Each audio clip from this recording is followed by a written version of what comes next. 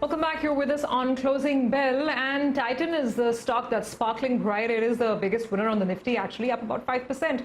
Let's bring in Mangalam. Mangalam, anything that could be specifically driving this kind of a move today? Well, not specifically, but a lot of things generally may be leading Titan to a record high that we're talking about in today's trading session, Surabhi. The key points, the first one, of course, is the fact that the company's been meeting a lot of investors and analysts at conferences. So there was one on June 1, there was one yesterday, and there is one BNK conference today as well. So that usually spurs sentiment around the stock. The second thing is unlock as it opens up. Non-essential stores partially opening up could be one of the other triggers because some sales are better than zero. The third one, steady rising gold prices, as Manisha has been telling us. Once gold prices are steadily rising, customers in anticipation of prices going up tomorrow buy today itself, and this is something that aids further growth. The fourth thing rather is accelerated gains coming in terms of market share from the unorganized players who have unfortunately been hit harder by the pandemic. But all of this comes at a price. Titan at a record high. Earlier also it was expensive, but at a record high now it's 70 times FY22 earnings. So let's see what happens. I was just going to ask Devin exactly that. This is never a stock that's been cheap. 70 times, Devin, what do you say? But then price rarely matters, right? When it's women, whether it's women buying jewelry or excited shareholders buying Titan. Absolutely right. I think see, the market does not have a parallel. When you see this particular company, it started off from watches, went into jewelry, then I think the eyewear, and also I think the personal accessories. Each of the product portfolio that you see, I think each of this portfolio, I think there is a huge amount of demand. Of course, I think that's a potential. And I think over this potential, this company has been steadily growing and growing very, very healthy. On the other side, I think in the current situation, why the market is more euphoric, maybe I think we are seeing a possibility of unlocking situation in the economy. And I think those occasions, those festivals, I think which have been coming up now or will come up now, I think they will probably, I think, ask for a higher amount of demand at the same time. So already I think the system is asking for, I think, more demand, and particularly in the jewelry side of the business. The watches also, I think, has started becoming normal. That is what we understand. So from all this point of view, my reading says that I think it is an expensive stock. But such expensive stocks are available cheap. I think even if you want to call it cheap, I think it's around 50 times, 45 times, I think, price earning ratio when market gives correction. If that happens, probably I think that would be entry point, I would say. Okay, Devin, we will thank you on that note today. Thanks a lot for joining us. Let's move on then and invite our next guest. Our alpha manager for the day is Rakshit Ranjan, portfolio manager at Marcellus. Rakshit, hi, good afternoon. Thanks for joining us. Rakshit, let's talk about some of these, big movers first. Today, for example, we have seen a move in names like HDFC Bank and Kotak. I asked you because I know you have both these stocks in your portfolio.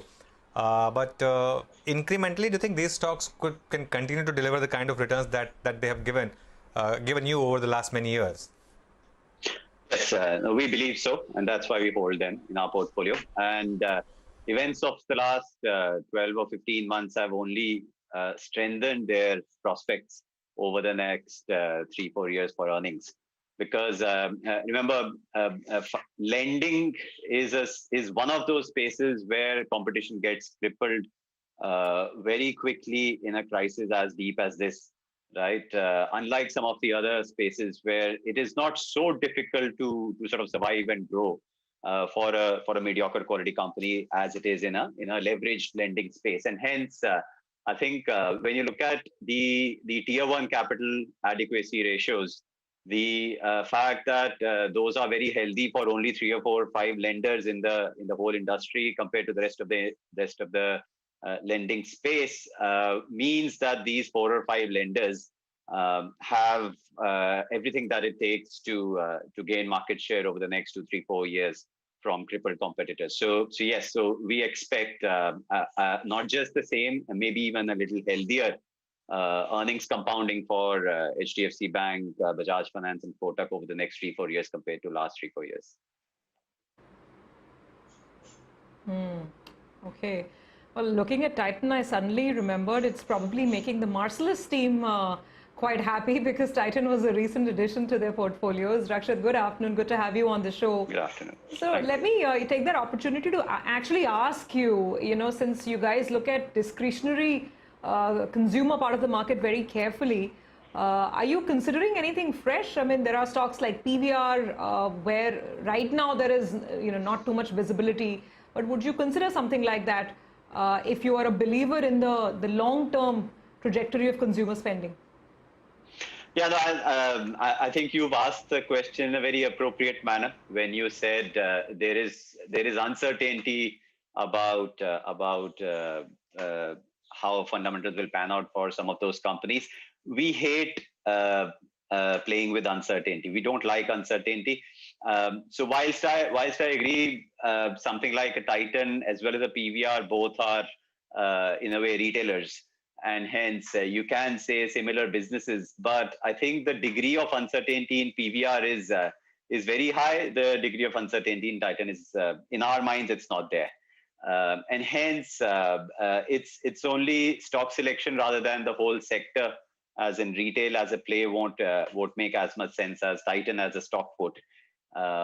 Because if you really see, we don't see any uncertainty with the broader wedding jewelry demand, which is 70% of the jewelry industry. Even the non-wedding jewelry demand, it might grow at a slightly muted or a slightly healthier pace than historically, but it will grow, right? On top of it, what a firm like Titan brings to the table is massive market share gain opportunity in an otherwise highly unorganized industry, right? I think 70-80% of the jewelry industry is unorganized. Titan is only 10% market share in that jewelry industry, and hence there's massive room for market share gains. And the good thing which we've liked about Titan in the recent past, because of which we decided to add it to our portfolio a couple of months back, was that they've fixed two extremes of the jewelry industry. On the one extreme, the wedding jewelry segment, which Titan wasn't addressing adequately via Tanishq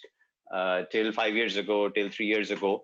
I think today they've got a very strong proposition there. And on the other extreme with CaratLane, the omni-channel offering of not the pure gold jewelry, but the rest of the sort of jewelry segment. That omni-channel offering ensures that any tech disruption, any consumption evolution that we might be looking at over the next 5 or 10 years, Titan is again a pioneer in addressing that opportunity.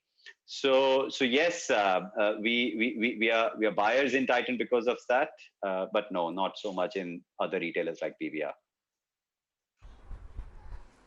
Okay, by the way, just look at the 3 p.m. move. It's happening.